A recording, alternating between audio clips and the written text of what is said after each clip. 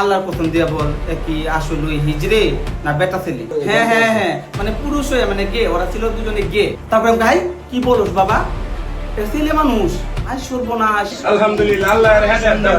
সবাই কো আমিন।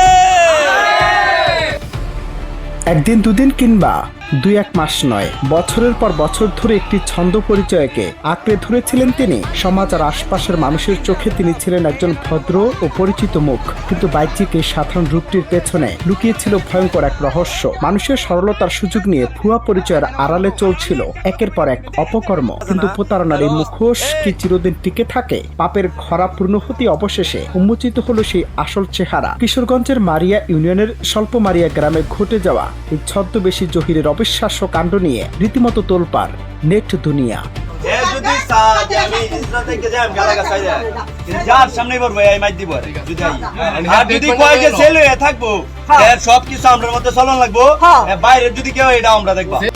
ঘটনার খলনায়ক জহিরুল ইসলাম নামের এক যুবক দীর্ঘদিন ধরে নিজের আসল পরিচয় গোপন রেখে কাল্পনিক সত্তা হিসেবে সাধারণ মানুষের সঙ্গে মিশেছিলেন তিনি। তবে দিন শেষে সত্য তো আর চাপা থাকে না।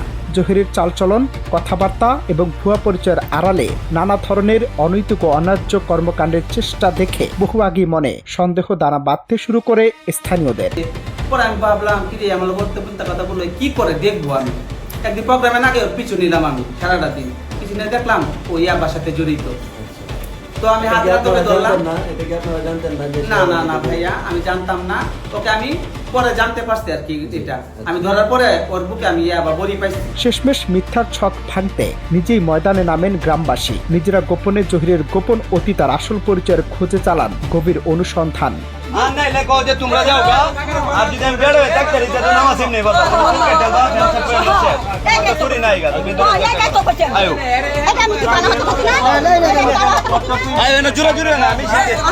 অবশেষে সেই জট খুলল গত শুক্রবার। জুমার নামাজ শেষ হতে ঘটে এক চরম নাটকীয়তা। মারিয়া গ্রামের জাগ্রত যুবকের একজোট হয়ে জহিরুলকে হাতে নাতে আটক করে মুখরোচক সব জিজ্ঞাসাবাদের মুখে ফেলেন। একের পর এক প্রমাণের মুখে শেষমেশ ভেঙে পড়ে জহির। বেরিয়ে আসে তার আসল ভণ্ডরূপ। মুহূর্তের মধ্যেই ছড়িয়ে পড়ে খবর, উৎসুক মানুষের ঢল নামে জহিরকে দেখতে। প্রতারকের এমন ধৃষ্টতায় ক্ষুব্ধ হয়ে গ্রামবাসী জনসম্মুখী কেটে দেয় জহিরের মাথার চুল, পরিয়ে দেয়া হয় নেড়ার কলঙ্ক। তো আমি চুলবাল কাটলাম, ওকে আমার বিষয় গেছে, আমি বাইরে চলে যাবো। আমি কিন্তু এক সপ্তাহ বাড়িতে, কিন্তু আমি 15 দিন ধরে পরে কিন্তু আমি এর দলের থেকে আইসি পর থেকে কিন্তু আমার মিথ্যে আমি বলে বাবা বড়ি মিশে, আমি বাবা বড়ি আমার কিন্তু 3-4 দিন ধরে আইতেছে যাইতেছে, আসা যাওয়া করতেছে। আমি যাই না দেখে কিন্তু গণধোলাই কিংবা বড় ধরনের আইনি জটিলতার আগেই নিজের চরম ভুল বুঝতে পেরে জনতার হাত থেকে বাঁচতে কাকুতি মিনতি শুরু করেন জহির। ভবিষ্যতে আর কখনো প্রতারণা বা ছদ্মবেশের আশ্রয় নেবেন না, এমন অঙ্গীকার করে ভুলের জন্য অনুশোচনা জানান তিনি। তবে স্বল্প মারিয়া গ্রামের এই ঘটনা প্রতির সাধারণ মানুষের জন্য আজ যেন এক বড় শিক্ষা। এরা দেখে আরো 10 জন শিখ কইব।